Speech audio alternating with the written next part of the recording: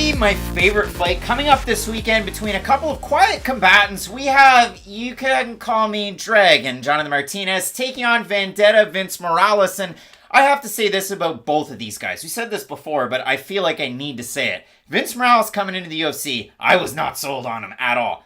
Jonathan Martinez coming into the UFC, I also wasn't sold on him at all, and you have to think of this. He got brutalized by Andre Sukumtov in his UFC debut in Moncton, New Brunswick, Canada. So for Martinez, kind of like Mac DeMarco, he was picking up the pieces and he was out there. He started getting wins, and I can focus on it. He's had fights in this promotion. What does that have to do with Mac DeMarco? I'm so confused. Solid days are coming. But for Jonathan Martinez, some fights at featherweight, some fights at bantamweight. Obviously against Frankie Saenz, he comes in for a bantamweight bout, just strutting his stuff at 140.5. And then he ends up getting the win in that one and brutalizes poor old Frankie.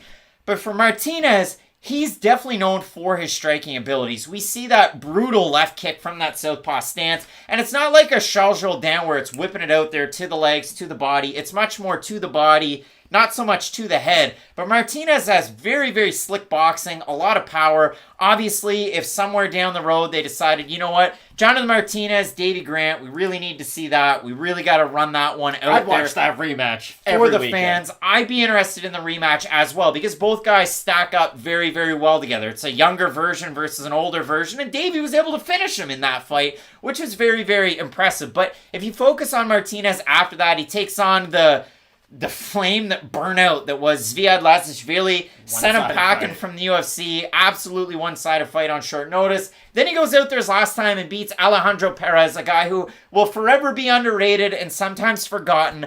But in that fight, at the end of the first round, Martinez wins that first round handily. There's about 5 seconds left. Turbo goes for broke, throws an overhand right, and completely flatlines Martinez. And then I went, okay, well, is he going to struggle to the stool? Martinez just kind of clears the cobwebs, gets back up, goes to the stool. Most people scored that round at 10-9 for Martinez, even though Perez dropped him. And it's considered, well, of course it's considered a knockdown in that one. Martinez goes out there, has a good second round, has a good third round, wins that fight. But again, for Martinez, Factory X guy, made the move partway through his UFC run. The biggest question mark I have for this fight is, how does he look in the scales at bantamweight?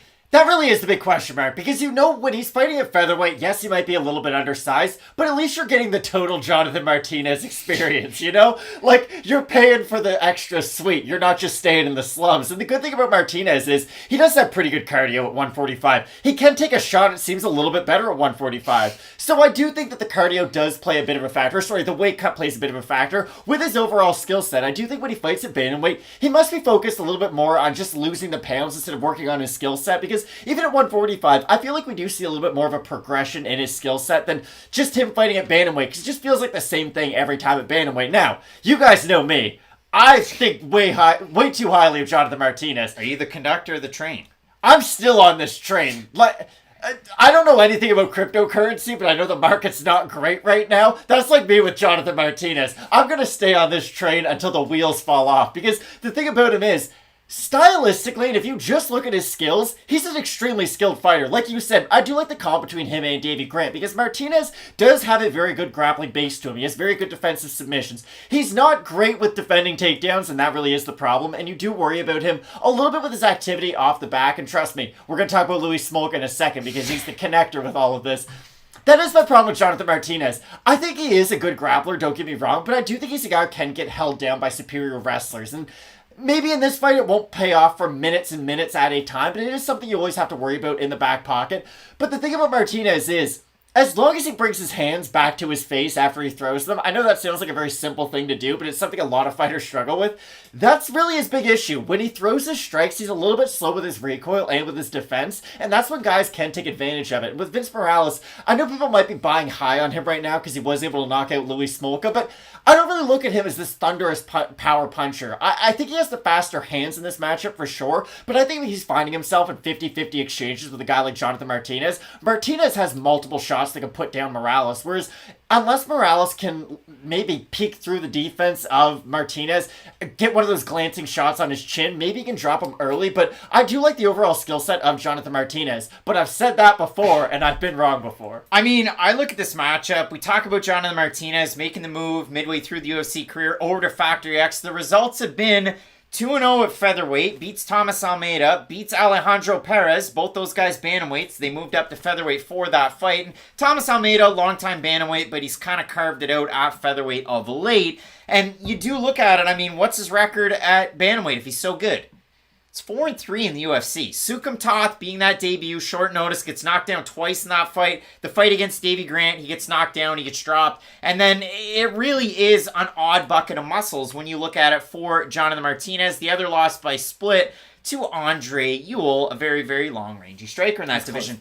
For Vince Morales, why I said I couldn't get a great read, you figure in that Amin Zahabi win. That was on enemy territory in Ottawa, close to home for Zahabi. But a loss to Domingo Plarte on Dana White's Contender Series. He beats Justin Hugo with Bellator, short stint Then they did him no favors. Then they match him up against Song Yadong, loses that fight. Beats Amin Zahabi, loses to Benito Lopez in the most what-the-hell judge's decision I've ever seen.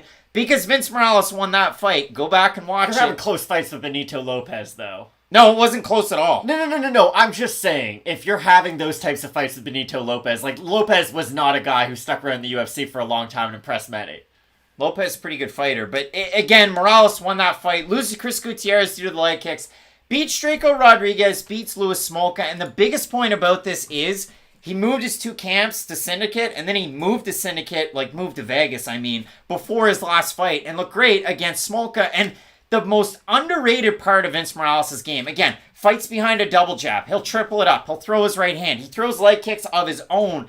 The best part of his game is the part that you rarely ever see, and that's his wrestling. And he has it in droves. I know he wrestled in high school quite a bit. I know he moved all the way up through. But you consider the guy who's Vince Morales' cousin being Ricky Simone, and the fact that they've trained together for the longest time. Even though Vince is at Syndicate, Ricky's cornered him in the past, and so is Vince's girlfriend, who's also a pro MMA fighter.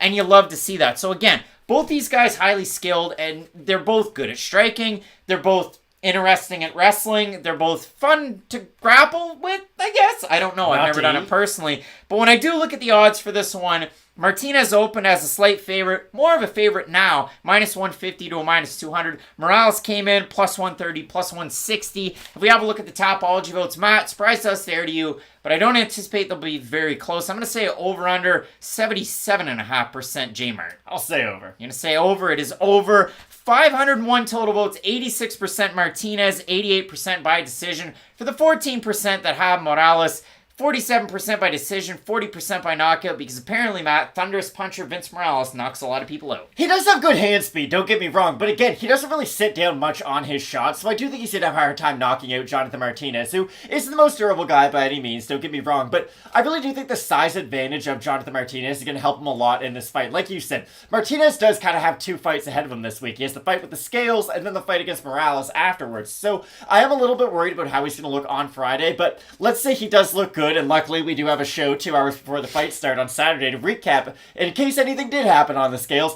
I do think Martinez's size is going to help him. He can keep this fight at kicking range, which is going to nullify some of the boxing of Morales, and it's going to force him to shoot him for his takedowns at a much longer distance. And Martinez does have good uppercuts and good knees coming up the middle, so I do think he could take advantage of some of those openings from Morales, but I expect this to be a great fight. This should be a really, really good one. And again, I talk about the fact that Vince Morales underrated with his wrestling. We don't see it all that often, but when you talk about the striking accuracy, the long-range weapons out of a guy like Jonathan Martinez, I think he's still going to be able to get this one done. But I do see this one being very close. And if Vince Morales knocks out Jonathan Martinez, I don't see that as a surprise because of the weigh-ins and Jonathan Martinez at 135. A guy who used to fight at flyweight, struggles to make bantamweight, and he's still very young. So, in this one, both of us going with Factory X Muay Thai's own Jonathan Martinez to get the win, and this should be a very, very fun fight with a slew of them remaining. So make sure you keep it locked in with Fight Night Picks. We always say, let's get into it.